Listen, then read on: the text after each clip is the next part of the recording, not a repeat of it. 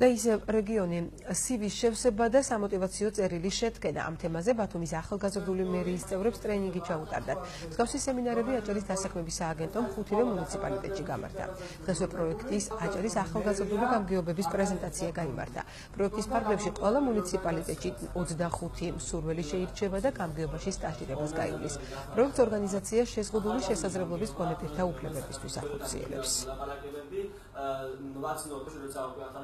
2014 წლიდან დასაქმების სააგენტომ დაიწყო ტრენინგები თემაზე თვითპრეზენტაციის უნარის ჩამოყალიბება, სივითსა და სამოტივაციო წერილის შედგენის საკითხებზე, ვინაიდან ხშირ შემთხვევაში სამუშაოს მაძიებლები ვერ ახერხებენ დამსაქმებლის წინაშე თავის წარდგენას და დამსაქმებლის დარწმუნებას თავიანთ პროფესიონალიზმში. ეს აქტივობები ხელს შეუწყობს ახალგაზრდების ჩართულობას თავიანთი რაიონის ცხოვრებაში. მნიშვნელოვანი ის არის, რომ ადამიანი, რომელიც მუნიციპალიტეტში მიიღებს მონაწილეობას, უნდა იყოს მიმაგრებული მუნიციპალიტეტთან.